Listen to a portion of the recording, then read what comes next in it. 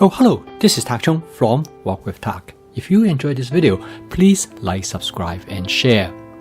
Please feel free to write me at walkwithtak@gmail.com if you have any question regarding this video, as well as any other videos that I have posted.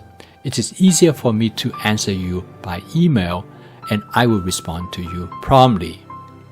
Ruby had a bad experience with knife, making her very fearful of knives. She told the story of her first meeting with her in-laws, which did not end well. She went with her then boyfriend to spend Thanksgiving at their home. 2 days before Thanksgiving, she offered to help them cook. They gave her a knife to cut up some onions. Within minutes, she sliced her fingers. The wound was deep, and they took her into the ER to sew her fingers back together. She was deeply embarrassed. Many years later, they still laugh about it. Rudy was in one of my cooking classes to learn about the fast cooking system. When we discussed advanced prepping, she was very tentative with cutting and chopping the ingredients. Afterwards, she asked me a lesson on knife skills.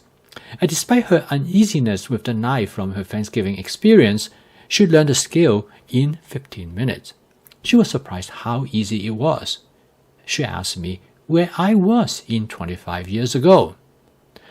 Ruby immediately recognized her problem with the knife in the past. Like most people, she held the food ingredients with her fingers extended. Consequently, she exposed the tips of her fingers dangerously close to the cutting edge of the knife. A slight deviation, the knife edge will either cut or slice the finger. As Rudy knew when she used this cutting technique, she must be in constant alert. Cutting and chopping can be stressful or even nerve-wracking. I show Ruby a well-known cutting technique known as the claw technique. With this technique, the tip of the fingers are curled under the palm of the hand, looking like a claw. The tips of the finger then grab the food ingredients like the claws of a bird.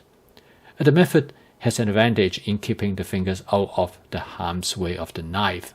Using this method, Ruby quickly realized that what happened to her on that fateful day would have never happened if she was using this cutting method. Ruby also noticed another important advantage and useful function of this method, which is the ability of the back of the finger to guide the knife. The blade of the finger can now rest comfortably and confidently against the back of the fingers in providing a tactile connection between the fingers and the knife.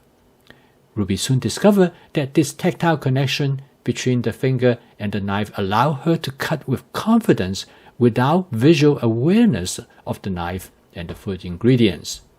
She can now cut with a blindfold and also have the confidence that it is impossible for her to cut herself. In less than 15 minutes, Ruby got the hang of the cooking technique.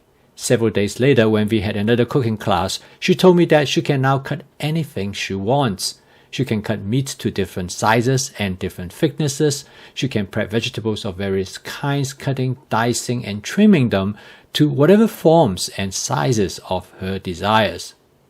She was surprised by how easy this method to be put into action under so many different situations. Her prepping would have been a very different experiences if she had known this cutting method when she started to cook about 30 years ago.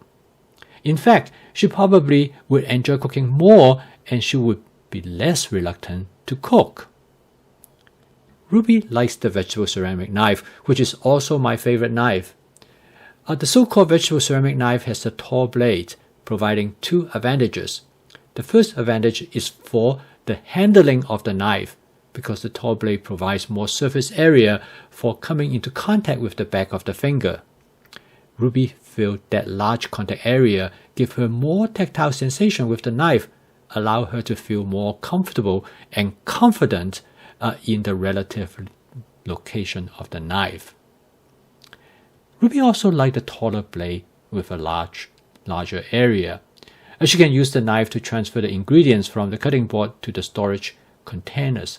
Knives with a shorter blade are not as efficient in carrying out these transfer functions.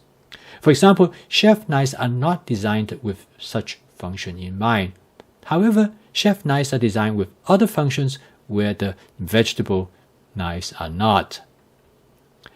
Ruby also prefers the ceramic knife because it stays sharper longer in regular use.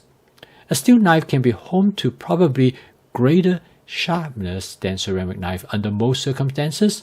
However, steel knives lose their sharpness quickly, usually only after a couple of cutting sessions, and they must be sharpened regularly to maintain its cutting edge. For people who are not skillful knife sharpeners, using a dull knife creates consternation and frustration, making prepping undesirable and unpleasant. Ruby likes the idea to be able to reach into her drawers and find a sharp knife every time when she is ready to prep. However, selecting a right knife is highly personal, and for some person a $10 knife is more than adequate, whereas for another person only a $150 knife is acceptable. Ruby has been using this claw technique for the last 2 years. She could not be happier to learn this technique, and she can now cut and chop with confidence without ever harboring the fear of cutting herself. Look at that fateful Thanksgiving at her then future in-laws' house, she feels that they might have bonded through her blood left on the cutting board. I post a video each day to help you to make home cooking as part of your daily routine using my fast cooking system. This will help you to make your home cooking practical, efficient, creative, and fun. If you'd like to learn more about this cooking system, please subscribe to my YouTube channel. So keep on cooking, and I will see you tomorrow.